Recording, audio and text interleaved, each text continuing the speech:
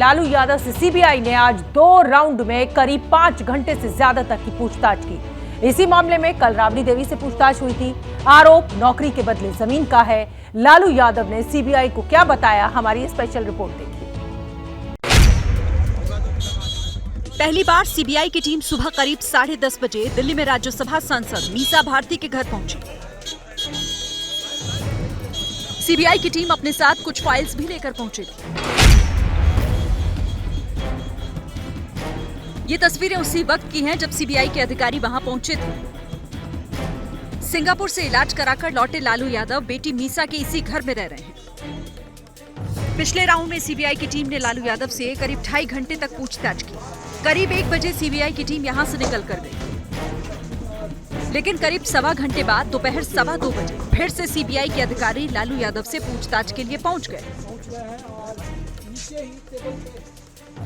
इस दौरान लालू यादव की छोटी बेटी रोहिणी ने ट्वीट करते हुए लिखा कि पापा को लगातार परेशान किया जा रहा है, अगर उन्हें कुछ हुआ तो मैं किसी को छोड़ूंगी नहीं। पापा को तंग कर रहे हैं, ये ठीक बात नहीं है। सब याद रखा जाएगा। समय बलवान होता है, उसमें बड़ी ताकत होती है, ये याद रखना होगा। इससे पहले कल पटना में इसी मामले को लेकर सीबीआई ने लालू यादव की पत्नी और पूर्व मुख्यमंत्री राबड़ी देवी से पूछताछ की थी। लालू यादव पर आरोप है कि उन्होंने रेल मंत्री रहते जिन्हें नौकरी दी, उनसे नौकरी के बदले जमीन ली। सीबीआई इस मामले में केस दर्ज कर जांच कर रही है। आरोप है कि रेलवे के अलग अलग जोन में कुछ लोगों को नौकरी दी गई, इसके बदले में लालू परिवार को सस्ते में जमीन मिली। 18 मई 2022 को सीबीआई ने केस दर्ज किया। इसमें लालू, राबड़ी, मीसा सहित 17 आरोपी बनाए गए। इस जीवन में आप अच्छा बुरा जो कीजिएगा, इसी जीवन में आपको निपटना पड़ेगा।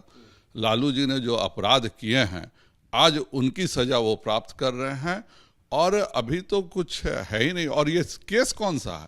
यह केस माननीय ललन सिंह जी ने खुद मनमोहन सिंह जी के पास जाके सारे कागज दिए थे, उसका केस है।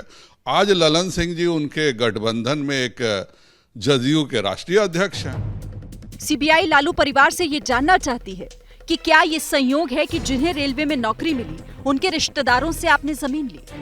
परिवार ने जब जब जमीन ली उसे कैश में ही खरीदा गया। सर्कल रेट से कम कीमत पर जमीन कैसे मिली? जिनसे जमीन मिली उन लोगों को कैसे जानते हैं? ओएसडी भोला यादव कौन कौन सा काम देखते थे? इस तरह के सवालों की लंबी फहरिस्त है जिनके जवाब लालू यादव और राबड़ी देवी से सीबीआई जानना चाहती है। उस दिन भी हमने बोला कि ये सिलसिला जो है चलता रहेगा, तो इसमें कोई फर्क करने वाली बात नहीं। अब 15 तारीख को कोर्ट में है तो वो तो नॉर्मल प्रोसीजर है बेल लेने का। तो भाजपा में अगर आप लड़िएगा, भाजपा को आईना दिखाओगे, भाजपा से सवाल करोगे, तो इस तरह का काम तो होता ही रहता, कोई नई बात तो है। पटना के आसपास की जमीनों को लेकर लालू परिवार विवादों में है। घोटाले का ये पूरा मामला साल 2004 से 2009 के बीच का है। उस दौरान लालू यादव रेल मंत्री थे। दिल्ली के उप मुख्यमंत्री रहे मनीष सिसोदिया से आज तिहाड़ जेल में ईडी ने पूछताछ की। शराब घोटाले में ईडी ने पहली बार सिसोदिया से पूछताछ की है। खबर यह है कि 2 गिरफ्तार आरोपियों को लेकर ईडी की टीम आज तिहाड़ जेल पहुंची। इसी कार में ईडी की टीम दोपहर को दिल्ली की तिहाड़ जेल पहुंची थी। तिहाड़ जेल में ही दिल्ली के पूर्व डिप्टी सीएम मनीष सिसोदिया बंद हैं और शराब घोटाले में पहली बार ईडी के 4 अधिकारियों ने सिसोदिया से जेल जाकर पूछताछ की है। इस मामले में ईडी मनी लॉन्ड्रिंग की जांच कर रही है और 11 लोगों को गिरफ्तार कर चुकी है। ईडी की टीम अपने साथ गिरफ्तार 2 आरोपियों को लेकर जेल पहुंची थी। सूत्र बताते हैं कि उन दोनों आरोपियों का सामना मनीष सिसोदिया के साथ करवाया गया है। आम आदमी पार्टी इस पूछताछ को राजनीति से प्रेरित बता रही है। सीबीआई और ईडी के अफसर खुद परेशान हैं। उन्हें पता है कि कोई घोटाला नहीं हुआ है, लेकिन उन पर केंद्र सरकार का, भारतीय जनता पार्टी का दबाव है और उस दबाव की वजह से उन्हें पता है कि उन्हें आम आदमी पार्टी के नेताओं को, मंत्रियों को, विधायकों को फंसाना है। और इसी दबाववश मनीष जी भी जेल में है, सत्येंद्र जी भी जेल में है और मनीष जी के पीए से पूछताछ भी हो रही है। दिल्ली के सीएम अरविंद केजरीवाल ने प्रधानमंत्री पर निशाना साधते हुए ट्वीट किया है और लिखा है कि प्रधानमंत्री जी, मनीष सिसोदिया के घर से रेड में कुछ नहीं मिला। सीबीआई ईडी की सारी धाराएं लगाकर गिरफ्तार कर लिया। आपकी पार्टी में एमएलए के यहाँ इतना कैश मिला, उसकी गिरफ्तारी नहीं। अब आप कभी भी भ्रष्टाचार से लड़ने की बात तो मत ही करना, आपके मुंह से अच्छा नहीं लगता। एक तरफ ईडी ने सिसोदिया से जेल जाकर पूछताछ की, तो दूसरी ओर सीबीआई ने आज ही उनके पीए देवेंद्र शर्मा से पूछताछ की है। आरोप है कि देवेंद्र शर्मा ने मनीष सिसोदिया के कहने पर ही अपने खर्चे से मोबाइल फोन खरीदे थे, जिनका इस्तेमाल मनीष सिसोदिया ने किया। सीबीआई सूत्रों के मुताबिक मनीष सिसोदिया ने घोटाले के लिए ही मोबाइल फोन और सिम कार्ड बदले थे। इसी बीच मनीष सिसोदिया का मंत्री पद से इस्तीफा भी आज स्वीकार कर लिया गया है।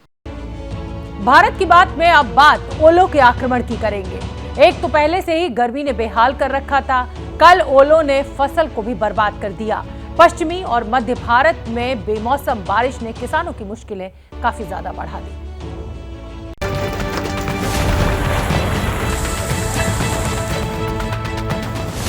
ओलों के आक्रमण ने फसलों को बर्बाद कर दिया।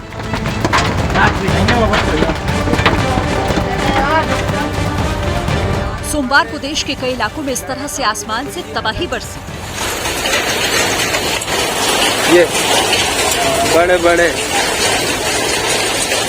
बोर से भी बड़े बड़े ओला। इसके बाद खेतों का जो हाल हुआ वो आपके सामने।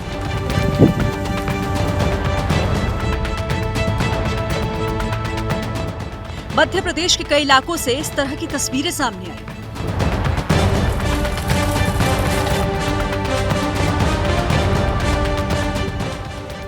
विदिशा, राजगढ़, सीहोर और नर्मदापुरम जिलों की तस्वीरें आपकी टीवी स्क्रीन पर हैं। बेमौसम की इस बारिश ने मध्य और पश्चिमी भारत में फसलों को काफी नुकसान पहुंचाया। मध्य प्रदेश, गुजरात और महाराष्ट्र के कई इलाकों में आंधी और ओलों का कहर दिख रहा है। गेहूं और चने की फसल बहुत ज्यादा खराब हो गई है। बारिश के साथ ही ओलों ने गेहूं की बालियों को भी नुकसान पहुंचाया है। यहाँ पर कल आंधी तूफान से बहुत ज़्यादा फसल को नुकसान है। गेहूं की फसल पक्के लगभग तैयार थी और मुश्किल से 15-20 दिन बाद कटाई शुरू हो जाती है यहाँ से, मगर यहाँ पूरी गेहूं की फसल बर्बादी की स्थिति में आ गई है। जो रात को आंधी तूफान आया उससे हमारी फसल पूरी बर्बाद हो चुकी है। काय की फसल लगी? यहाँ पर गेहूं की और चने की फसल लगी हुई थी, जो कि 70 से 80% नुकसान हो गया है। मध्य प्रदेश के मंदसौर में अफीम की फसल पर भी इसका असर पड़ा है। सरकार औषधि निर्माण के लिए कुछ किसानों को अफीम उगाने का लाइसेंस जारी करती है, लेकिन जिस तरह से फसल चौपट हुई है उसके बाद अगले साल इन किसानों के लिए लाइसेंस की आफत हो सकती है। एक तो बारिश और ओलों ने फसल को नुकसान पहुंचाया, तो दूसरी तरफ गर्मी की मार ने भी किसानों को परेशान कर रखा है।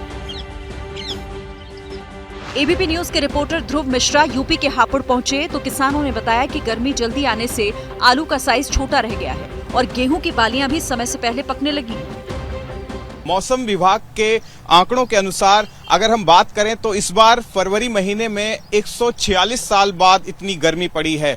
30 डिग्री सेल्सियस के करीब अधिकतम तापमान फरवरी महीने में रिकॉर्ड किया गया है। मार्च के लास्ट में या अप्रैल के महीने में इतनी गर्मी पड़ा करती थी, जो अब फरवरी लास्ट में या मार्च के पहले हफ्ते में। उसके परिणाम ये हैं कि जो हमारा आलू की फसल है वो कम से कम 1 महीना पहले खुदाई करनी पड़ी है। गर्मी की वजह से, टेम्परेचर ज्यादा होने की वजह से आलू की पैदावार में बहुत कमी है। जो अभी इसकी गेहूं की फसल आ रही है, इसमें बाल छोटी भी है और दाना हल्का भी है, तो इससे गेहूं की फसल पे भी पैदावार में फर्क पड़ेगा। मार्च में ही मई वाली गर्मी की शुरुआत हो चुकी है। इस साल का फरवरी महीना भी गर्मी के रिकॉर्ड बना चुका है। स्थिति को देखते हुए कल ही प्रधानमंत्री ने अफसरों के साथ मीटिंग की थी और जरूरी निर्देश जारी किए थे। और अब वक्त हो गया है स्पेशल सेगमेंट का। क्या पाकिस्तान के परमाणु हथियारों को छीनकर उस पर कब्जा कर लिया जाएगा? क्या snatch and grab plan active हो चुका है? ये सवाल इसलिए क्योंकि पाकिस्तान का डिफॉल्ट घोषित होना भर बाकी है। पाकिस्तान को आईएमएफ कर्ज की किश्त तक नहीं दे रहा है। चीन ने नाम के लिए मदद तो की है, लेकिन वो कंगाल पाकिस्तान के लिए ऊंट के मुंह में जीरे के बराबर है। पाकिस्तान में गृह युद्ध भड़कने की आशंका जताई जा रही है और ऐसे हालात में सवाल ये पैदा होता है कि पाकिस्तान के परमाणु बमों का क्या होगा, तो विशेषज्ञ ये कह रहे हैं कि पाकिस्तान बर्बाद होता है तो सबसे पहले अमेरिका मदद के लिए आगे आएगा और मदद के बदले परमाणु बमों को अपने कब्जे में ले लेगा। हमारी ये रिपोर्ट देखिए। पाकिस्तान जवाब देना जानता है। पाकिस्तान जैसे न्यूक्लियर मुल्क के लिए फूल फूल बक सकता है तो ये उसकी गलती।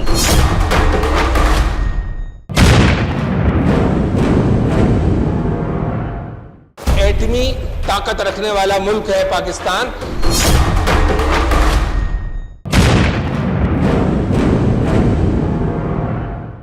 हमारे पास आधे आधे पाव के और पाव के भी एटॉमिक बम है। हमें पता है कि 1 इंच का इस्तेमाल करना है, आधे इंच का करना है, पौनी इंच का करना है या 2 इंच का करना है।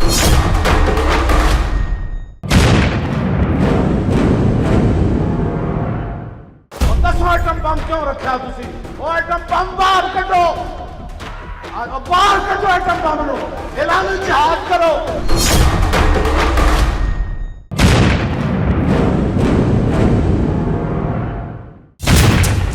क्या पाकिस्तान के परमाणु बम को छीनकर उन पर कब्जा कर लिया जाएगा?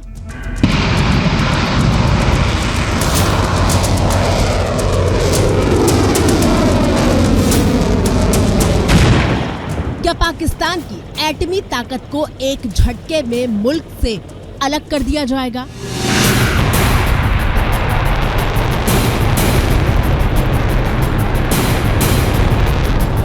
कुरान को दाएं हाथ में उठाओ और एटम बम वाले बक्से को बाएं हाथ में उठाओ।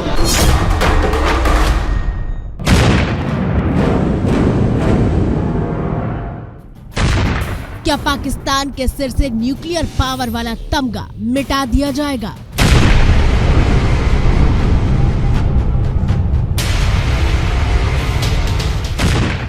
क्या पाकिस्तान के परमाणु बमों के लिए snatch and grab plan active हो चुका है?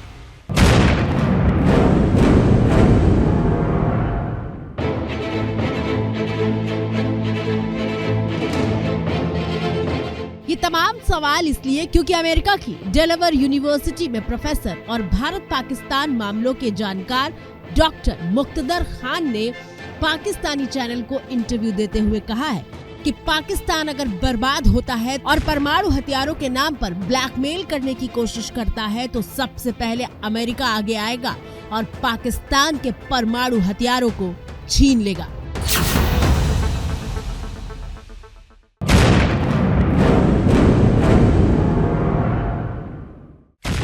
सर जी, बार बार ये बात की जाती है बहुत लोगों की तरफ से, अरे सब नहीं लेकिन कुछ लोग कहते हैं कि क्यों कि जी हम न्यूक्लियर एसेट्स है हमारे पास, हम न्यूक्लियर पावर हैं तो हमें दुनिया जो है वो गिरने नहीं देगी, कोई ना कोई आके संभाल लेगा।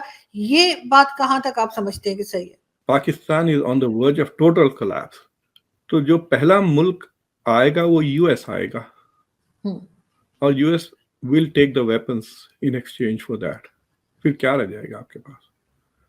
अगर आप न्यूक्लियर ब्लैकमेल करते हैं दुनिया को, then they will take it from you. मतलब ये कि आपके अमेरिका पे फेंकेंगे बम। इतना ही नहीं, प्रोफेसर मुक्तदर खान ने बहुत साफ किया कि पुख्ता तौर पर अमेरिका की इंटेलिजेंस के पास पाकिस्तान के परमाणु हथियारों के लिए कोई न कोई प्लान जरूर मौजूद है और ऐसा नहीं है तो ये बेहद गैर जिम्मेदाराना होगा।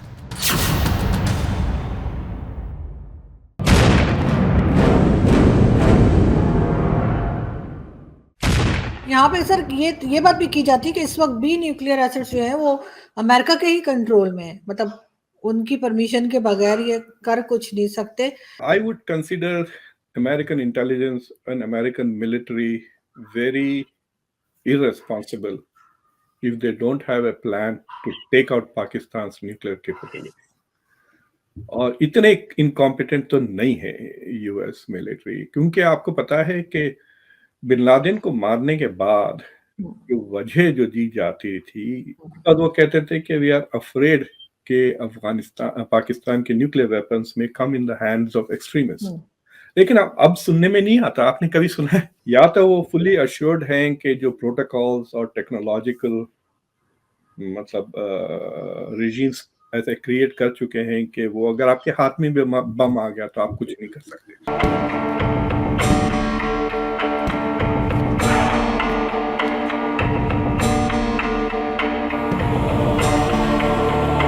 पाकिस्तान 22 करोड़ की आबादी वाला वो मुल्क जिसके इतिहास से लेकर भूगोल तक और जिसके भूत से लेकर भविष्य तक सिर्फ एक चीज है जो हमेशा मौजूद रहती है और वो है पाकिस्तान की परमाणु ताकत।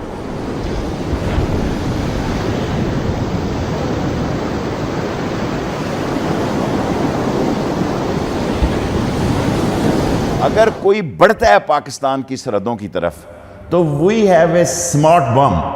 पाकिस्तान में करोड़ों लोग भूखे सोने पर मजबूर हैं। किसी को एक वक्त का खाना मिल पाता है तो किसी को वो भी नहीं। लेकिन पाकिस्तान की इस भूखी भीड़ में भी न्यूक्लियर पावर पर सवाल करो तो उनकी आंखों में खून उतरता हुआ दिखाई देने लगता है।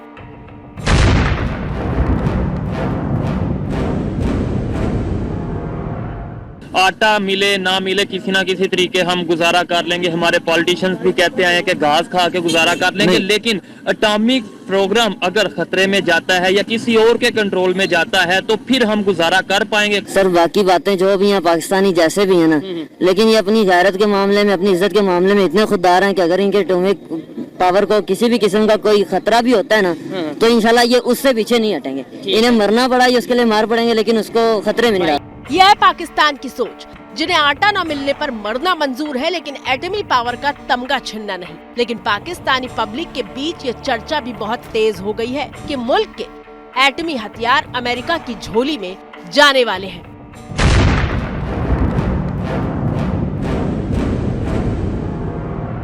ये सिर्फ अवाम को बेवकूफ़ बनाया हुआ है कि ये हमारे दुश्मन है, हमने ये करना है, एटम बम बना रहे हैं, ये बना रहे हैं, वो बना रहे हैं। इनका फोकस सिर्फ एटम बम पे है। इन्होंने वो बनाया, सब कुछ उधर लगाया, अब इन्होंने वो भी अमेरिका के हवाले कर दिया कि ये आप रखें, हमें इसकी ज़रूरत भी नहीं है। दरअसल पाकिस्तान बनने के बाद से जितनी भी सरकारें आई उन्होंने अपनी जनता को न्यूक्लियर पावर की जरूरत बताई और समझाई। पाकिस्तान में सरकार चाहे भुट्टो की रही हो या फिर उनका तख्ता पलटकर सत्ता में आने वाले जियाउल हक की, पाकिस्तान को परमाणु संपन्न मुल्क बनाने की घुट्टी पिलाई जाती रही। हमारे पास तो इसके अलावा कोई एटॉमिक वॉर के अलावा कोई गुंजाइश नहीं है। एटॉमिक वॉर की? Of course. अगर कोई बढ़ता है पाकिस्तान की सरहदों की तरफ तो वी हैव ए स्मार्ट बम।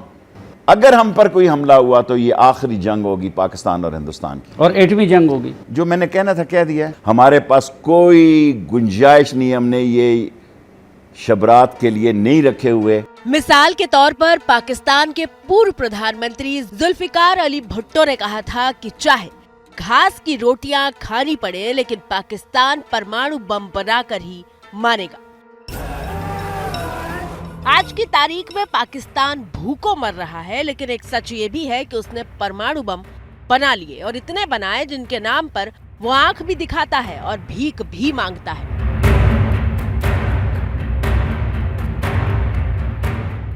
बार बार ये कहा जाता है कि पाकिस्तान के पास भारत से ज्यादा परमाणु बम मौजूद है, लेकिन अमेरिका की डेलावेयर यूनिवर्सिटी के प्रोफेसर मुक्तदर खान ने बहुत साफ शब्दों में बताया कि कैसे कम होने के बावजूद भारत के परमाणु हथियार पाकिस्तान से कहीं ज्यादा ताकतवर हैं।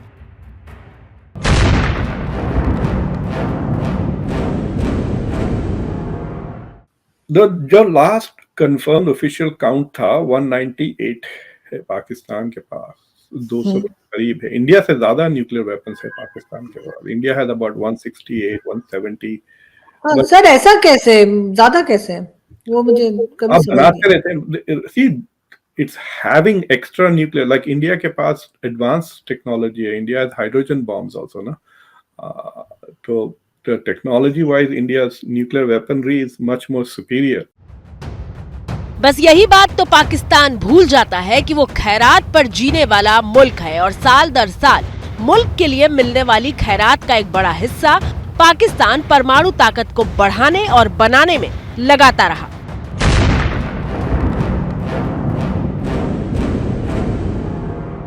रिपोर्ट्स के मुताबिक अगले 10 सालों में पाकिस्तान की परमाणु ताकत और बढ़ सकती है।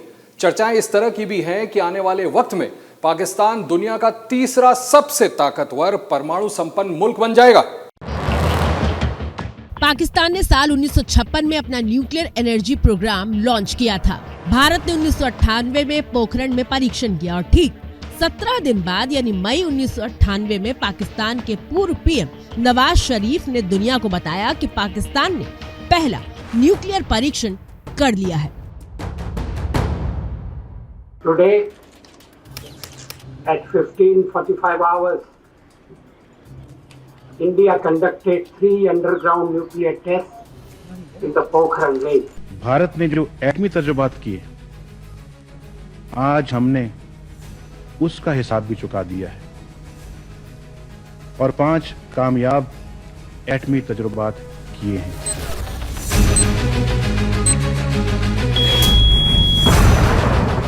और इस टेस्ट के बाद पाकिस्तान में कैसा जश्न मनाया गया था वो भी देखिए। पाकिस्तान का मतलब क्या?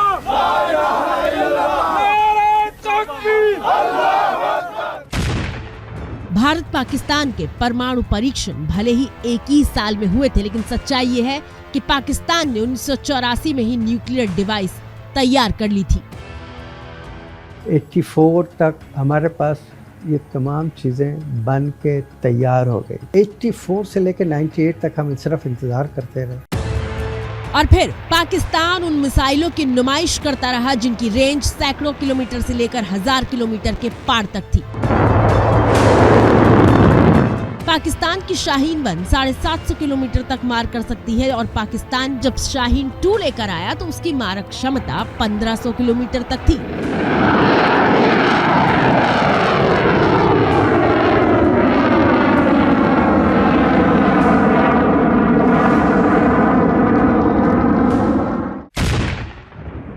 पाकिस्तान परमाणु मोर्चे पर खुद को स्थापित कर चुका था, लेकिन पाकिस्तान को पूरी दुनिया शक की नजर से देखा करती थी। डर इस बात का था कि पाकिस्तान के परमाणु हथियार कहीं किसी गलत हाथों में ना चले जाएं, क्योंकि पाकिस्तान वो मुल्क है जहां सरकारें और आतंकवाद साथ साथ चलते हैं। जैसे ही घड़ी का काटा दोपहर 2:30 पे आए, बबीता जी का दिल सास बहू साजिश के लिए मचल जाए। और ये है इनकी बहू, पूरे दिन ऑफिस की टेंशन हो जाए गॉन जब ये करें अपना फेवरेट शो फ्री टाइम पे ऑन। इनकी तरह आप भी देखें अपना फेवरेट शो अपने टाइम पर और डाउनलोड कीजिए एबीपी लाइव ऐप अपने स्मार्ट टीवी पर।